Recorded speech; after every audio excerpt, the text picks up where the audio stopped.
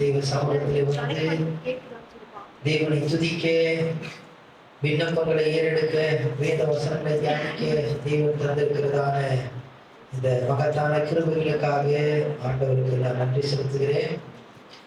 இந்த நாள் நமக்கு ஒரு விசேஷமான நாள். ஆமென்.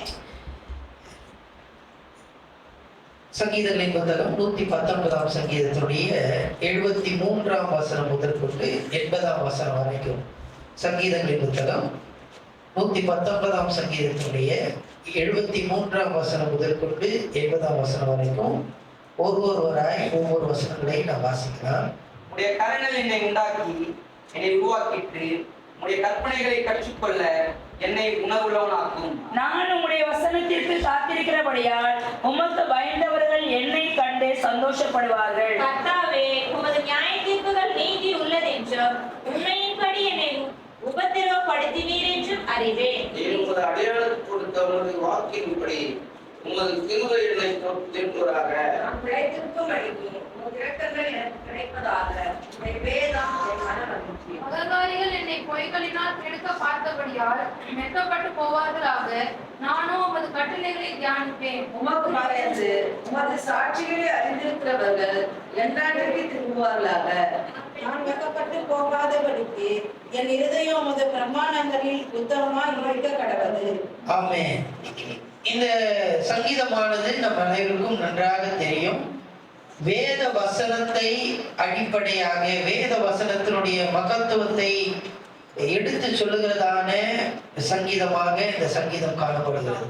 ஆனால் இந்த பகுதியை நாம் கவனிப்போமானால், நீங்க வாசிக்கும் போது கவனித்திருப்பீர்கள், இதுல ஒரு வார்த்தை அடிக்கடி ஒவ்வொரு வசனத்திலையும் வருகிறதை நாம் பார்க்கிறோம். இதுல சங்கீதக்காரன் இந்த பகுதியில சொல்லுகிறார், நான் என்னுடைய, என்னை என்கிறதான அந்த வார்த்தையை நாம் அதிகமாக பார்க்கிறோம். 73ஆம் வசனத்துல 2 முறை என்னை என்னை என்கிறதான அந்த வார்த்தை பயன்படுத்தப்படுகிறது. 74ஆம் வசனத்துல என்னை திரும்பமாக அதே வார்த்தை, 75ல என்னை, 76ல என்னை, 78ல, 79ல இத பாத்தீங்கன்னா என்னை என்னை அவரை குறித்து சங்கீதக்காரன் சொல்லுகிறார். அவருடைய அனுபவத்தை அவர் சொல்லுகிறார்.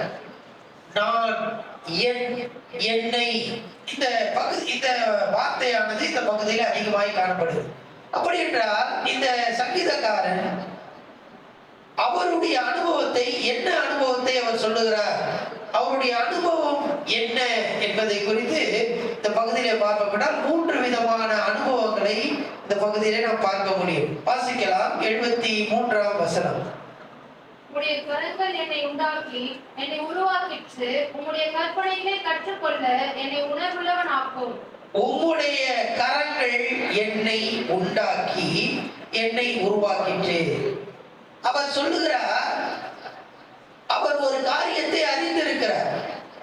என்ன அறிந்திருக்கிறார் என்றால், ஆண்டவர் என்னை உருவாக்கி இருக்கிறார், ஆண்டவர் என்னை படைத்து சிருஷ்டித்திருக்கிறார். அந்த ஒரு தெளிவை அவர் பெற்றிருக்கிறதை பார்க்கிறோம். ஆண்டவர் என்னை உருவாக்கி, எப்படி ஆண்டவர் நம்மை உருவாக்கி இருக்கிறார் என்றால் வாசிக்கலாம்.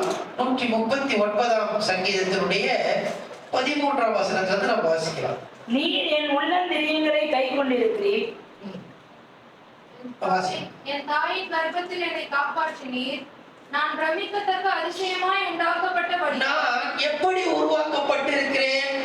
பிரமிக்கத்தக்க விதமான ஒரு அதிசயம். நான் பிரமிக்கத்தக்க அதிசயமாய் உண்டாக்கப்பட்டபடியால் உம்மை துதிப்பேன். உமது கிரியைகள் அதிசயமானவைகள். உமது கிரியைகள், என்னை உண்டாக்கினதே அந்த கிரியைகள் அதிசயமானவைகள். அது என் ஆத்துமாவுக்கு நன்றாய் தெரியும். நான் ஒளிப்பிடத்திலே உண்டாக்கப்பட்டு பூமியின் தாழ்விடங்களிலே விசித்திர வினோதமாய் உருவாக்கப்பட்ட போது, நான் விசித்திர வினோதமாக உருவாக்கப்பட்டேன். என் எலும்புகள் உமக்கு மறைவாய் இருக்கவில்லை. என் கருவை உம்முடைய கண்கள் கண்டது. என் அவயங்களில் ஒன்றாகிலும் இல்லாத போதே அவைகள் அனைத்தும் அவைகள் உருவேற்படும் நாட்களும் உமது புஸ்தகத்தில் எழுதி இருந்தது. 18 வரைக்கும் வாசிட்டீங்களா? தேவனே, உமது ஆலோசனைகளை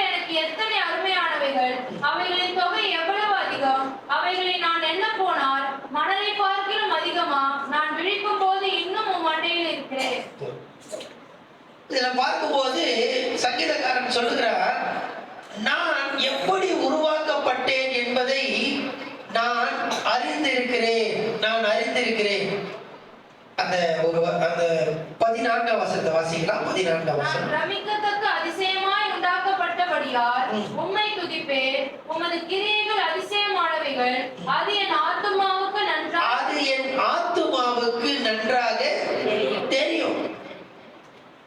இங்க அதுதான் இங்க 73ஆம் வசனத்துல வாசிக்கிறோம். உம்முடைய கரங்கள் என்னை உண்டாக்கி என்னை உருவாக்கிற்று.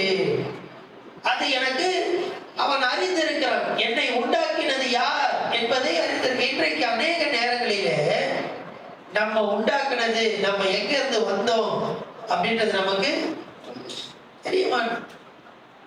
அதனால நம்ம என்ன பண்றோம் அப்படின்னா, எதையோ பேசுறோம். நான் யார் தெரியுமா அப்படின்னு. ஆனா சங்கீதக்காரன் சொல்லுகிறான், நான் ஒரு காரியத்தை அறிந்திருக்கிறேன். என்னை உண்டாக்கினது ஆண்டவர், என்னை உண்டாக்கி இருக்கிறார். அவருடைய கரம் என்னை உண்டாக்கி இருக்கிறது. அவர் என்னை சிருஷ்டித்திருக்கிறார். நான் அவருடைய கரத்தின் கிரியா இருக்கிறேன். அவர் என்னை ஒளிப்பிடத்திலே என்னை வைத்து என்னை உண்டாக்கினார். அதை நான் அறிந்திருக்கிறேன் என்று இங்கே சங்கீதக்காரன் சொல்லுகிறதை நாம் பார்க்கிறோம். இப்படி நான் என்னை அறிந்திருக்கிறேன். அடுத்தபடியாக நான் என்னை அறிந்திருக்கிறதுனாலே நான் எப்படிப்பட்டவனாய் இருக்கிறேன் வாசிக்கலாம். 74ஆம் வசனத்தை வாசிக்கலாம். நான் உம்முடைய வசனத்திற்கு காத்திருக்கிறபடியால் உமக்கு பயந்தவர்கள் என்னை கண்டு சந்தோஷப்படுவார்கள். உமக்கு பயந்தவர்கள் என்னை கண்டு சந்தோஷப்படுவார்கள். என்னை கண்டு சந்தோஷப்படுவார்கள். நான் யார்? நான் ஆண்டவராலே உருவாக்கப்பட்டிருக்கிறேன். ஆண்டவராலே சிருஷ்டிக்கப்பட்டிருக்கிறேன். இப்ப என்னை காண்கிறவர்கள் சந்தோஷப்படுகிறார்கள். 79ஆம் வசனம். உமக்கு பயந்து உமது சாட்சிகளை அறிந்திருக்கிறவர்கள் என் அண்டைக்கு திரும்புவார்களாக. நான் தேவனால் சிருஷ்டிக்கப்பட்டவன், நான் தேவனாலே உண்டாக்கப்பட்டவன் என்பதை நான், அவருடைய கரம் என்னை உண்டாக்கிட்டு என்பதை நான் அறிந்திருக்கிறேன். ஆண்டவர் என்னை உண்டாக்கினார். ஆண்டவருடைய கரம் என்னை உண்டாக்கிற்று, உருவாக்கிற்று என்பதை நான் அறிந்திருக்கிறேன். என்னை ஆண்டவர் உண்டாக்கி இருக்கிறார். இப்ப என்னை காண்கிறவர்கள் என்ன பார்க்கிறாங்க. அதுதான் 74ஆம் வசனத்துல வாசிக்கிறோம். என்னை கண்டு 79ஆம் வசனத்துல என் அண்டைக்கு, என்னை காண்கிறவர்கள் அவர்கள் என்ன பண்றாங்க அப்படின்னு சொன்னா, மற்றவர்களுக்கு நான் ஆசீர்வாதமாய் இருக்கிறேன். அவங்க என்ன பண்றாங்களா? 74ஆம் வசனத்துல என்னை கண்டு சந்தோஷப்படுகிறார்கள். என்னண்டைக்கு திரும்புகிறார்கள். காரணம் என்ன அப்படின்னு சொன்னா, நான் மற்றவர்களுக்கு ஆசீர்வாதமாய் இருக்கிறேன். அல்லேலூயா. என்னை ஆண்டவர் உண்டாக்கினார். அவருடைய கரம் என்னை உண்டாக்கிட்டு இப்பொழுது என்னை காண்கிறவர்கள் என்னிடத்துக்கு வருகிறார்கள்.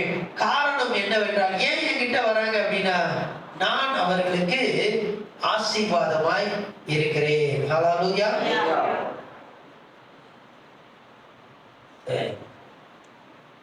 கலாத்தியருக்கு எழுதின நிருபம் 6ஆம் அதிகாரத்தினுடைய 2ஆம் வசனத்தை வாசிக்கலாம். கலாத்தியர் 6:2. ஒருவர் பாரத்தை ஒருவர் சுமந்து இப்படியே கிறிஸ்துவினுடைய பிரமாணத்தை நிறைவேற்றுங்கள். ஒருவர் பாரத்தை ஒருவர் சுமந்து இப்படியே கிறிஸ்துவின் பிரமாணத்தை நிறைவேற்றுங்கள். நம்ம ஆண்டவர் நம்மை உண்டாக்கி இருக்கிறார். ஆண்டவருடைய கரம் நம்மை உருவாக்கி இருக்கிறது. அதை நாம் அறிந்திருக்கிறோம். அப்ப மற்றவர்கள் என்ன பண்றாங்க? அதை கண்டு நம்ம இடத்துல வருகிறார்கள். வரும்போது நாம் அவர்களுக்கு ஆசீர்வாதமாய் இருக்க வேண்டும். ஒருவர் பாரத்தை ஒருவர் என்ன பண்ணணும்? சுமக்கணும். ஆண்டவர் என்னை உண்டாக்கினார். ஆண்டவருடைய கரம் என்னை உண்டாக்கிட்டு நான் பிரமிக்கத்தக்க அதிசயமா உண்டாக்கப்பட்டிருக்கிறேன். அதனால எல்லாரும் என்கிட்ட வராங்க. சந்தோஷமான காரியம். அப்படி வரும்போது நாம் என்ன செய்ய வேண்டும் என்றால், ஒருவர் பாரத்தை ஒருவர் சுமந்து ஒருவருக்கு ஒருவர் ஆசீர்வாதமா இருக்க வேண்டியது அவசியமாய் காணப்படுகிறது. அல்லேலூயா, அல்லேலூயா. இப்படி ஆசீர்வாதமா இருக்கும்போது எல்லாமே நல்லதா நடக்குமா அப்படின்னு சொன்னா நடக்காது. என்னங்க மற்றவர்களுக்கு நான் எப்படி இருக்கேன்? ஆண்டவர் என்னை உருவாக்கினார், அதனால எல்லாரும் என்கிட்ட வராங்க, நான் அவர்களுக்கு ஆசீர்வாதமா இருக்கிறேன். இப்படியே இருக்குமானா இல்ல. ஆண்டவருடைய கரம் தான் நம்மளை உண்டாக்கிட்டு, ஆனா நமக்கு என்ன இருக்கு? சில பிரச்சனைகளும் நமக்கு இருக்கதான் செய்கிறது. அதுதான் சங்கீதக்காரன் நீங்க சொல்லுகிறார். வாசிக்கிறார் 75ஆம் வசனம். கர்த்தாவே, உமது நியாய தீர்ப்புகள் நீதி உள்ளதென்றோ, உண்மையின்படி என்னை உபத்திரவப்படுத்தினீர். என்னை உபத்திரவப்படுத்தினீர், என்னை உபத்திரவப்படுத்தினீர். 80ஆம் வசனம், 80ஆம் வசனம். நான் வெட்கப்பட்டு போகாதபடிக்கு என் இருதயம் உமது பிரமாணங்களில் உத்தமமாய் வெட்கப்பட்டு போகாதபடிக்கு. ஒண்ணு உபத்திரவம், ரெண்டாவது வெட்கம். ஆண்டவர் காரணமாக என்ன உண்டாக்குச்சு. ஏன் என் வாழ்க்கையில வெட்கம் வருது? ஏன் என் வாழ்க்கையில உபத்திரவம்? கேட்கிறோமா இல்லையா? நமக்கே பெரிய கேள்வி வருது. அப்ப ஆண்டவர் தான் நம்மளை உண்டாக்குனாரா? ஆண்டவர் நம்மளுடைய அவருடைய கரம் என்னை உருவாக்கிட்டு அவர் பிரமிக்கத்தக்க அதிசயமா ஆண்டவர் நம்மளை உண்டாக்குனார்லாம் சொல்றீங்க. எல்லாம் கரெக்டு தான். நான் மற்றவர்களுக்கு ஆசீர்வாதமா இருப்பேன், இதெல்லாம் சந்தோஷமா இருக்கு. அப்படிலாம் இருந்தாலும் நம்முடைய வாழ்க்கையில உபத்திரவங்கள், வெட்கம் எல்லாமே என்ன பண்ணும்? வரும். அதுக்கு ஒரு உதாரணம் உண்டு வேதத்துல.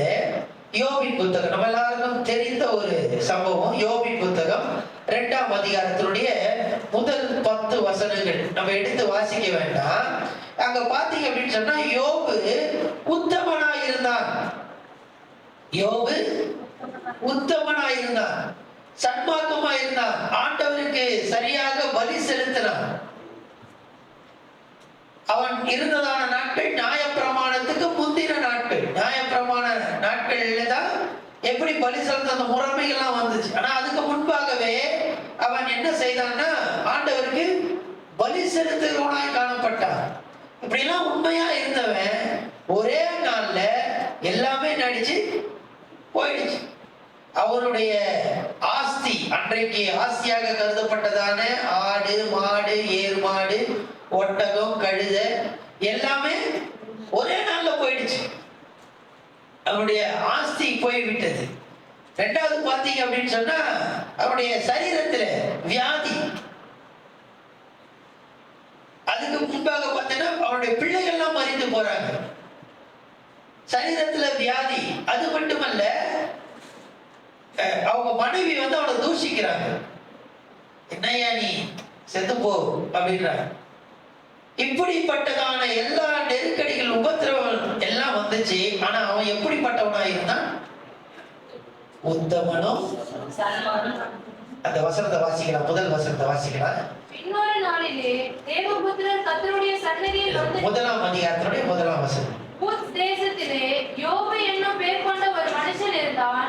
அந்த மனுஷன் உத்தமனும் சன்மார்க்கனும் தேவனுக்கு பயந்து பொல்லாப்புக்கு விலகுகிறவனுமாய் இருந்தான். பொல்லாப்புக்கு இப்படியெல்லாம் இருந்தவன். ஆனா அவனுடைய வாழ்க்கையில ஒரே நாள்ல அவனுடைய வாழ்க்கை தலைகீழாக மாறிவிட்டது. Upside down. அப்படியே தலைகீழா மாறிடுச்சு. இப்ப ஓட்டு எடுத்து என்ன பண்ணிட்டு இருக்கான்? சொரிந்து கொண்டு இருக்கிறான். தேவ ஜனமே, நம்முடைய வாழ்க்கையில நம்மை யார் உண்டாக்கினது என்றால் ஆண்டவர் உண்டாக்கி இருக்கிறார். ஆண்டவருடைய கரம் நம்மை உண்டாக்கி இருக்கிறது. நாம் பிரமிக்கத்தக்க அதிசயமாய் நாம் உண்டாக்கி இருக்கிறோம் என்பதை நாம் அறிந்திருக்கிறோம். அதனால நம்ம மற்றவர்களுக்கு ஆசீர்வாதமாய் இருக்கிறோம். இந்த யோபு பாத்தீங்க அப்படின்னு சொன்னா ஆசீர்வாதம் உள்ளவனா இருந்தான்.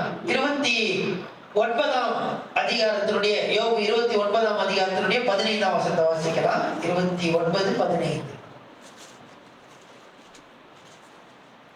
நான் குருடனுக்கு கண்ணும் சப்பானிக்கு காலுமாய் இருந்தேன். இவன் எப்படி மற்றவர்களுக்கு உதவியா இருந்தான்? குருடனுக்கு கண்ணா இருந்தான், சப்பானிக்கு காதா இருந்தான். இப்படிலாம் உதவியா இருந்தான். இப்ப நம்ம இந்த சங்கீதத்துல பார்த்த பார்த்தீங்களா, எல்லாரும் என்னிடத்தில்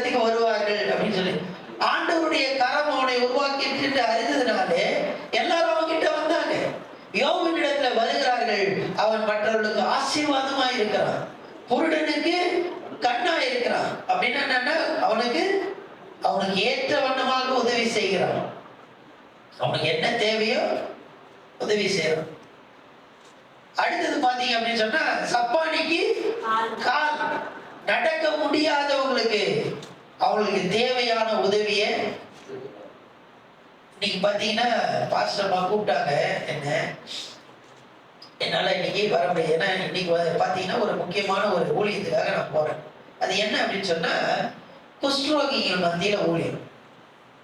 எங்க ஊர்ல இருக்கிறதான, நான் அந்த மாவட்டத்துல இருக்கிறதான, இங்க அந்த பஞ்சாயத்துல பல அந்த ஏரியால இருக்கிறதான சில குஷ்டரோகி இருக்காங்க. கவர்மெண்ட்ல பதிவு பண்ணப்பட்டதான ஆட்கள். அவங்கள எல்லாரையும் கூப்பிட்டு அவங்களுக்கு ஒரு மீட்டிங் வருஷத்துக்கு ஒரு முறை நாங்க வைப்போம். அது இன்னைக்கு வச்சிருக்கோம்.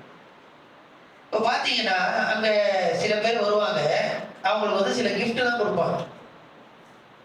அப்படி கொடுக்கும்போது அந்த குஷ்டரோகிகளுக்கு எப்படி கிஃப்ட் கொடுக்கணும் அப்படின்னா, இப்ப நம்ம கொடுக்கும்போது அவங்க என்ன பண்ணுவாங்க, இப்ப நம்ம கையில ஒண்ணு ஏதாவது கொடுத்தோம்னா என்ன பண்றோம், வாங்குறோம். ஆனா அவங்களால வாங்க முடியாது. அவங்க குஷ்டரோகிக்கு சாப்பிட்றத நீங்க பார்த்துருக்கீங்கன்னா உங்களுக்கு தெரியும். கையில எடுத்து, இப்ப நம்ம என்ன பண்றோம், கையில எடுத்து சாப்பிடுறோம். அவங்களுக்கு விரலே இருக்காது. இப்ப எப்படி சாப்பிடுவாங்க? அவங்களுக்கு ஏற்ற வண்ணமாக டேபிள் போட்டு, அவங்களுக்கு ஏற்ற வண்ணமாக ஒரு முறை, இதுக்கு முன்னாடி ஒரு முறை ஒரு மீட்டிங்கு, அங்கே வெளிநாட்டில் இருந்து ஒருத்தவங்க வந்திருந்தாங்க. அவங்க என்ன பண்ணாங்கன்னா அந்த அவங்களுக்கு கிஃப்ட் எல்லாம் கொடுத்தாங்க. அவங்க கிஃப்ட் கொடுக்குறாங்க, எல்லாம் கீழே விழுது. திரும்பி அடுத்தவங்களுக்கு கொடுக்குறாங்க, கீழே விழுது. அவங்க என்ன நினைக்கிறாங்கன்னா நம்ம கொடுக்குறத இவன் கீழே கீழே போடுறான்னு அவங்க நினைக்கிறாங்க. ஏன்னா இவங்களுக்கு அதை பிடிக்க முடியல. நான் பின்னாடி இருந்து ஒரு கிஃப்டா எடுத்து அவங்க கையில கொடுத்துனே போயின்னு இருக்கேன். அவங்க கொடுக்குறாங்க, ஒரு லேடி, அவங்க பாட்டு கொடுத்துட்டு போறாங்க, எல்லாமே கீழே. நம்ம மற்றவர்களுக்கு இந்த யோபு மற்றவர்களுக்கு எப்படி இருந்தானா ஆசீர்வாதமா இருந்தான். எப்படி ஆசீர்வாதமா? அவர்களுக்கு ஏற்ற வண்ணமாக, அவங்களுடைய பலவீனம் என்னமோ அதற்கு ஏற்ற வண்ணமாக ஆசீர்வாதமாக இருப்பது. இந்த யோபு பாத்தீங்க அப்படின்னா அவனுக்கு நன்றா தெரியும், என்னை ஆண்டவர் ஏற்படுத்தியிருக்கிறார், என்னை அவருடைய கரம் என்னை உண்டாக்கி இருக்கிறது, அவர் நான் அதிசயத்தக்க விதமாக நான் உருவாக்கப்பட்டிருக்கிறேன். அதை அறிந்து அவனிடத்துல வருகிறதான குருடருக்கு அவன் கண்ணாக, அவர்களுக்கு ஏற்ற வண்ணமாக உதவியா ஆசீர்வாதமா இருக்கிறான். அவர்களுக்கு ஏற்ற வண்ணமாக சப்பானிக்கு காலாக அவன் இருக்கிறதை பார்க்கிறோம். இப்படி இருக்கும்போது இப்ப சங்கீதத்துக்கு வரலாம்.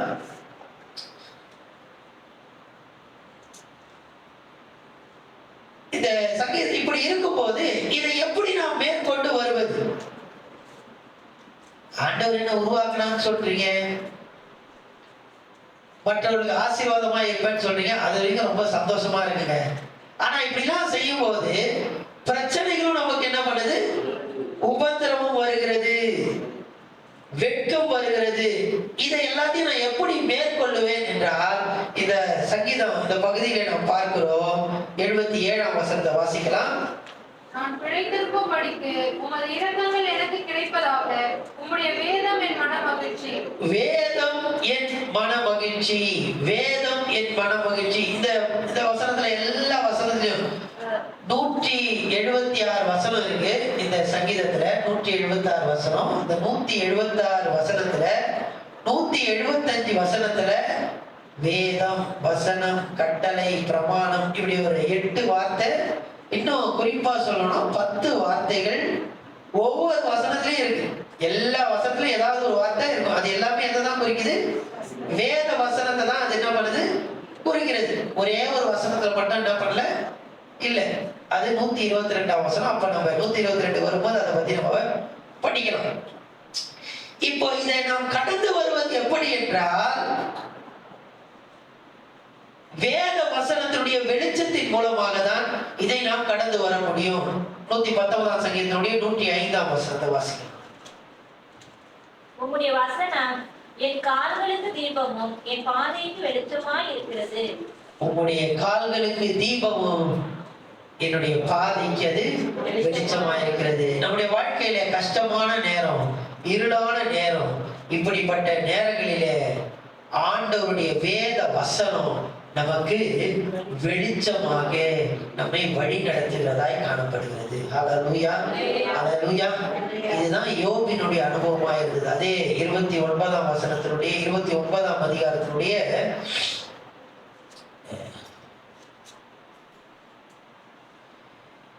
4ஆம் வசனம் 5ஆம் வசனம் 3ஆம் வசனம் 4ஆம் வசனத்தை வாசிங்க. அப்பொழுது அவர் தீபம் என் தலையின் மேல் பிரகாசித்தது. அவர் அருளின வெளிச்சத்தினால் இருளை கடந்து போனேன். ஹல்லேலூயா, ஹல்லேலூயா. என் வாழ்க்கையில ஆண்டவர் என்னை உண்டாக்கி இருக்கிறார். நான் அநேகருக்கு ஆசீர்வாதமா இருக்கிறேன். ஆனாலும் என்னுடைய வாழ்க்கையில ஒரு இருளான நேரம், ஒரு உபத்திரவமான ஒரு நேரம், ஒரு வெட்கத்தின் நேரம் இது கடந்து வருகிறது. இப்படி கடந்து வரும்போது இதை நான் கடந்து போவேன். எப்படி கடந்து போவேன் என்றால் வேத வசனத்தினுடைய வெளிச்சத்தின் மூலமாக நான் கடந்து போவேன். யோபு சொல்கிறார், அவர் தீபம் என் தலையின் மேல் பிரகாசித்தது. அவர் அருளின வெளிச்சத்தினாலே இந்த வெட்கத்தையும் இந்த உபத்திரவத்தையும் நான் கடந்து மேற்கொள்ளுவேன். ஹல்லேலூயா. அதான் சங்கீதக்காரன் சொல்றான் 105ஆம் வசனம் 119 105ல அவருடைய வேத வசனம் எனக்கு கால்களுக்கு தீபமாயிருக்கிறது, என்னோட பாதைக்கு அது வெளிச்சமாயிருக்கிறது. தீபம் என்பது என்னென்றால் டார்ச் லைட். ஒரு இடத்துல மட்டும் கொஞ்சம் தான் என்ன பண்ணும், அடிக்கும். அது எதுக்கு அப்படின்னு சொன்னா, எதுக்கு தீபம்? அது அந்த வசனத்தை 105 கால்களுக்கு தீபம், பாதைக்கு வெளிச்சம். அதாவது இங்க சொல்லப்படுறது, நம்ம பயன்படுத்துகிறதான காரியம் நிறைய வார்த்தைகள் இருக்கும். ரோடு, சாலை, வேற என்னெல்லாம் இருக்கு, வீதி, வெரி குட், வீதி, இப்படி நிறைய காரியம் இருக்கு. இப்ப பாதைன்னு ஒண்ணு இருக்கு. இந்த பாதைன்றது விசேஷமானது. பாதைன்ற வார்த்தை ஏன் வந்துச்சு அப்படின்னு சொன்னா, பாதம் பட்டு உருவாகிறதுனாலதான் அது பேர் என்னது, பாதை. நீங்க கிராமத்துல எல்லாம் பாத்தீங்கன்னா சின்னதா ஒத்தையடி பாதை என்ன பண்ணும், போகும். எல்லா இடத்துலயும் என்ன பண்ணும், புல்லுகளா இருக்கும், இல்ல மரம் செடி கொடியா இருக்கும். ஆனா அந்த இடம் மட்டும் சின்னதா என்ன பண்ணும், அது பாதம் பட்டு பாதம் பட்டு பாதம் பட்டு பாதம் பட்டு வருகிறதுனாலே அதுக்கு பேர் என்னது, பாதை. அந்த பாதையில பாத்தீங்கன்னா ஒருத்தர் மட்டும் தான் என்ன பண்ண முடியும், நடந்து போக முடியும். எல்லாரும் போக முடியாது. தனிமையாக நீங்க கடந்து போய் கொண்டிருக்கிற நேரத்துல அந்த பாதையில ஆண்டவருடைய வேத வசனம் நமக்கு வெளிச்சமாயிருக்கிறது. அந்த கால் வைத்து நம்ம நடக்கும்போது அது தீபம், டார்ச் லைட். எந்த இடத்துல நீங்க கால் வைக்கணும், அதுவே என்னது, ஒரு ஆள் தான் நடந்து போக முடியும். அந்த ஒரு ஆள் நடந்து போகிறதான இடத்துல நீங்க எங்க கால் வைக்கணும் அப்படின்னு சொல்லி இந்த வேத வசனம் நமக்கு பாதை காட்டுகிறது, நமக்கு வெளிச்சமா இருக்கிறது. ஹல்லேலூயா. ஆண்டவருடைய கரம் நம்மை உருவாக்கிட்டு ஆண்டவர் நம்மிடத்திலே வருகிறதான மற்றவர்களுக்கு நம்மை ஆசீர்வாதமாய் வைக்கிறார். அப்படி இருந்தாலும் நமக்கு உபத்திரவங்கள், வெட்கம் வரும். இது எல்லாவற்றையும் வேத வசனமாகிய வெளிச்சத்தின் மூலமாக நான் கடந்து ஜெயம் எடுப்பேன். ஹல்லேலூயா. கண்களை மூடி கர்த்தரை நோக்கி நம்ம பார்க்கலாம். கண்களை மூடி கர்த்தரை நோக்கி பார்க்கலாம். இது யோபினுடைய அனுபவம். சங்கீதக்காரன் சொல்லுகிறார், சங்கீதக்காரனுடைய அனுபவம். இன்றைக்கு என்னுடைய அனுபவம் என்ன? ஆண்டவர் என்னை உருவாக்கினார் என்கிறத நாம் அறிந்திருக்கிறோமா?